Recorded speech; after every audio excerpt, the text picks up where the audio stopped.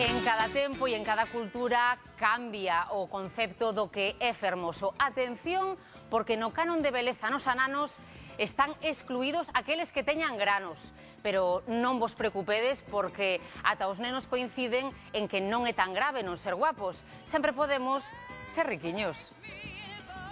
É unha persona que é guapa. Alguns nacen e outros fanse. Un ollar, un home que está cachondo. Sí, así moi preparadito, moi piripuesto. Que estea delgada, non tan gorda. Que non teña moitos veranos tampouco. Que non sexa ni moi alta ni moi baixa tampouco. Non pode haber beleza noutras cousas e máis noutros sitios. Eso, que por fora non é moi guapo, pero por dentro que é boa xente, boa persona.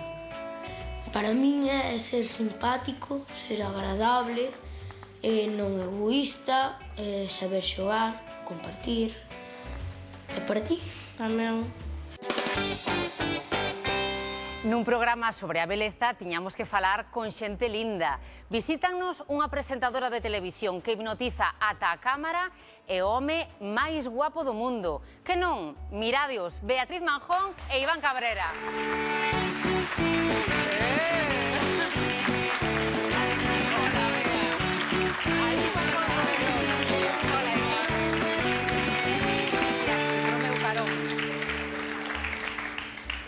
Benvidos, guapos. Grazas, que cómodo. Moitas grazas. Ah, que sí? Ai, que sí. Aparte valen así para saltar un pouco, pero mellor non provedes demais, Quero saudar Ai, xa a empezamos dous querendo ananos saudar. que teño en Noia aos meus sobriños. Ai, que temos- Bernarda e Xesús. ¡Mua! Que temos ananos de Noia hoxe, Ananos, ademais, non sí. están aquí, non. Pero mandanlles recado, eles, non hai problema. Oe, Bea, que dicía eu, o de ser guapo e sair na tele, non é imprescindible ser guapo para sair na tele, No. pero na tele sae moita xente guapa. Sí. É porque a verdade é que todos quedamos máis tempo mirando para xente que é feita. É Sí, normal, non? O que hai que ter é telexenia. Atractivo, máis ca beleza, atractivo. Ser capaz de engaiolar coa mirada, cos xestos e ter simpatía. Caer simpático. Iván, xa o dixen, é o home máis guapo da galaxia e non é que o diga eu, é que o dixo o certame Mister Universo que ti gañaches este ano.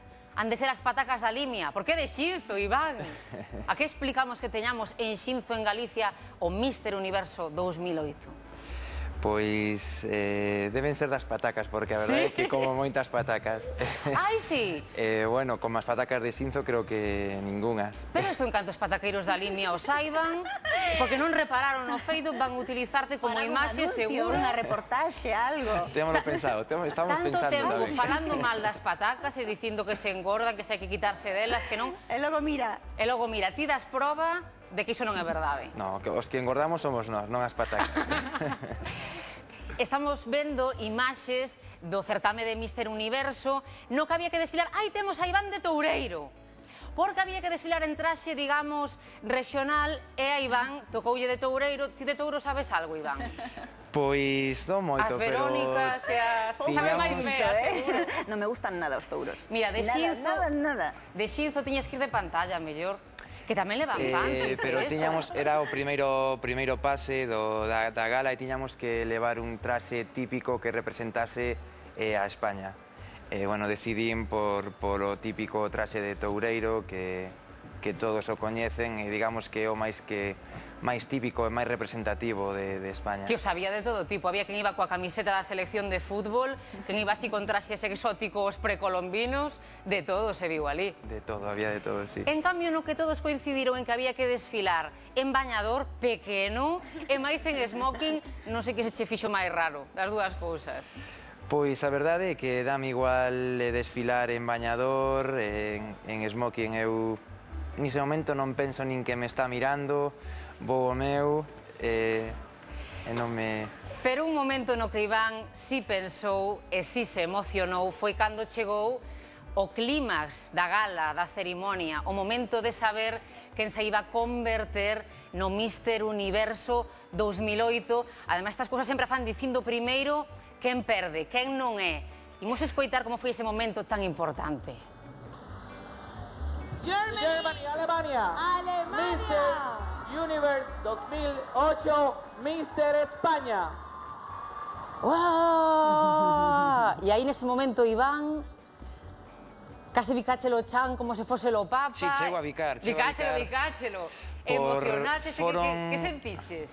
Pois nese momento solo pensei na miña familia, dediqueille o título a eles porque desde sempre estánme apoiando, para min son imprescindibles, sen o seu apoio nada sería igual. Ahora que se ven recompensados todos os meus esforzos, os meus obxectivos, chego cada vez máis a eles, para eles vai adicado.